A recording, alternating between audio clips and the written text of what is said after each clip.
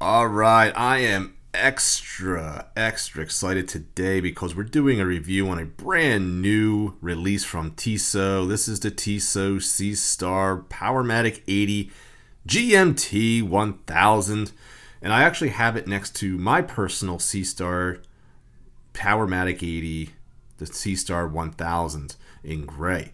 Now, I want to give a huge shout out to a subscriber of mine who lent us into the channel. His name is Sean Rigg. He does have a YouTube channel as well. He does stuff on bikes and guns and golfing and all kinds of stuff that I just don't even touch.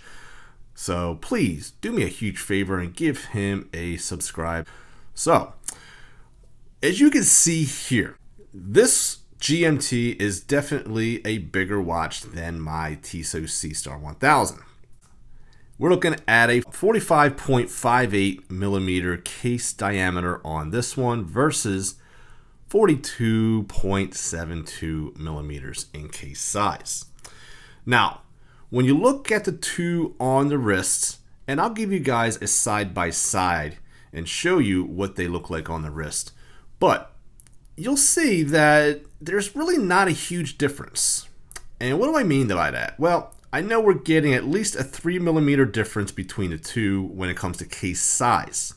But when we're looking at lug to lug, we're looking at a 51.78 lug to lug, okay, versus a 48.79. So that's really a difference now of 2 millimeters, okay? So let me get this one out of the way and show you the star of the show, which is that dial.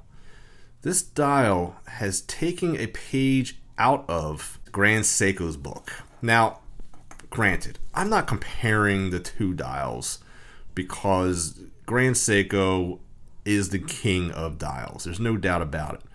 But it's a step in the right direction for Tissot as you're getting this really beautiful striations on this dial.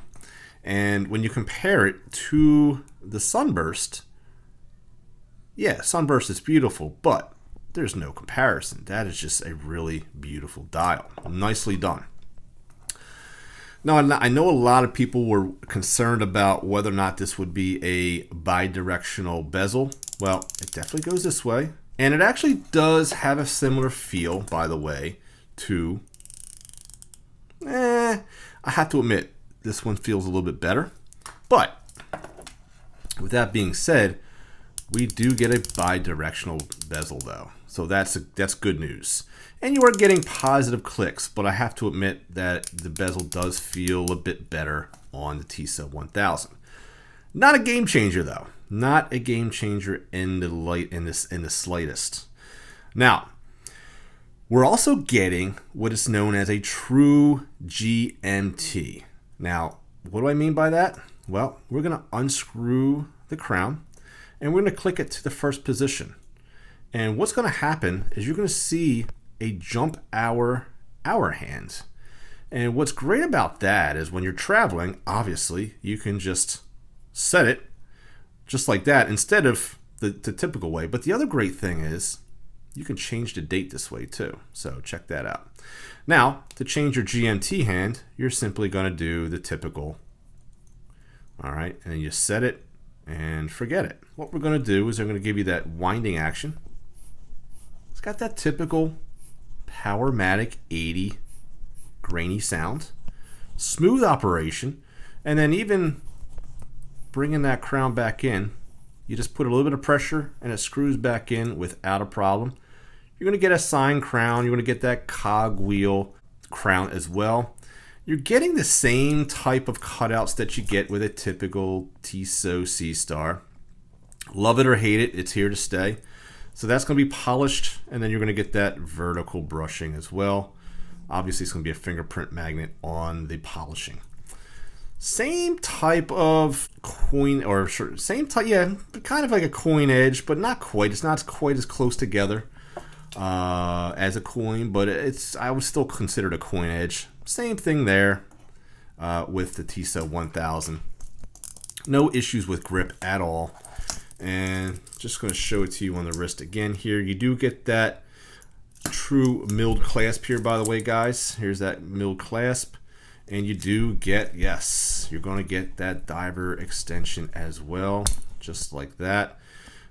There's a little bit of cost savings there, but look, guys, you're getting this for $1,200 for a Swiss automatic true GMT jump hour hand.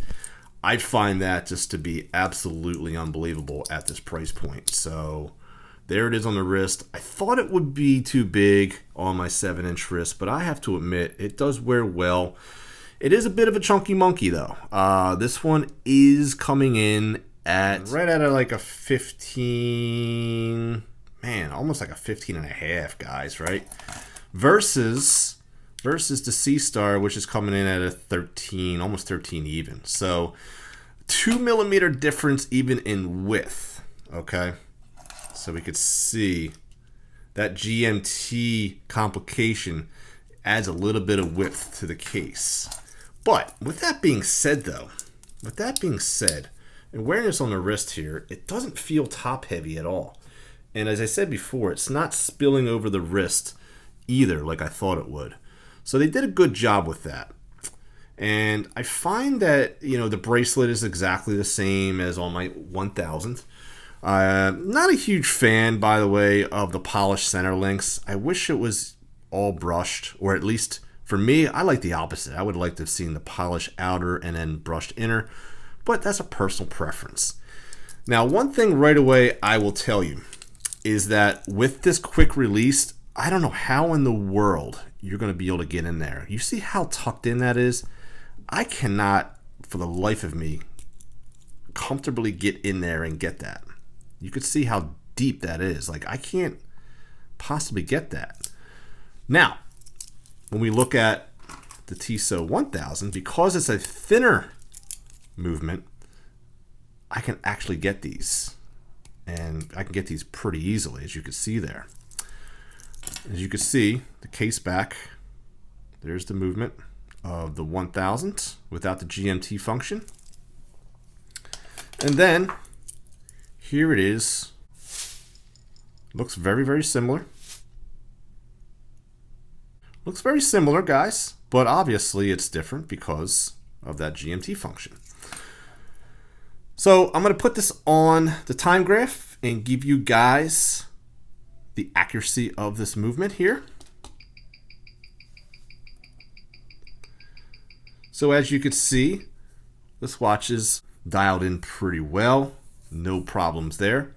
And I also want to give you a loom shot just to show you. And you'll take a look here at a time lapse.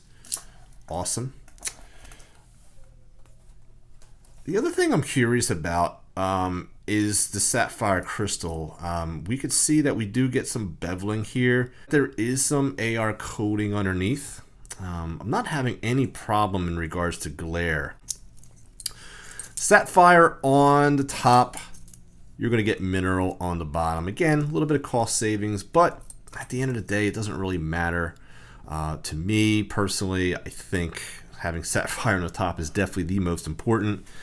Sapphire on the bottom, yeah, it's cool, but it doesn't really serve any purpose. I mean, it's sitting against your wrist the entire time. It's not going to get scratched too much, and even so, no one's going to see it. So I don't know. I don't really care about that, honestly. But I really care about what we see here, which is a really beautiful execution of a GMT here, and we see a lot of the same functions that you would see on a Tissot Seastar 1000 and also a 2000. So if you look at a regular Tissot Seastar diver, this GMT actually encompasses both of those. All right, and what I mean by that is we're getting a 1000 foot water resistance, but 46 millimeters actually represented the 2000 Tissot Seastar 2000, which was a 2000 foot water resistance.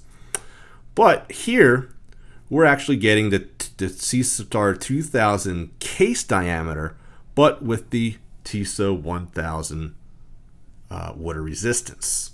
So as I said, you're getting really the combination of the two watches, and you're also going to get that 22 millimeter lug width as opposed to the ever so I don't get the 21 millimeter lugs, which is really hard to find aftermarket strapped for.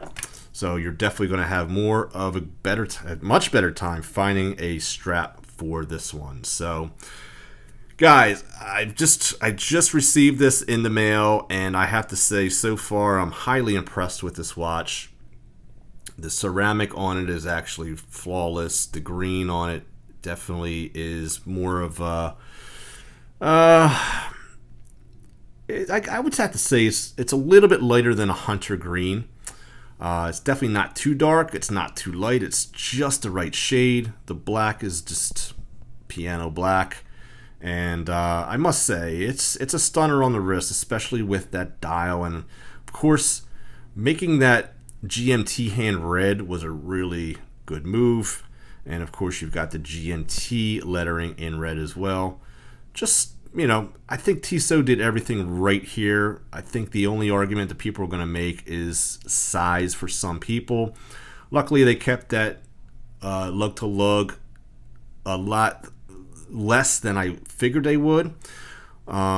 It is a little bit. It's going to be a little bit thick for people, but it's not top heavy, so that's also a great thing. But at the end of the day, I think Tissot knocked this one out of the park, especially when it comes to price. I highly recommend it. And there you go, guys. That's my 2 cents. You can keep the change, and I'll see you guys next time on Average Joe Watch Reviews. God bless, my friends.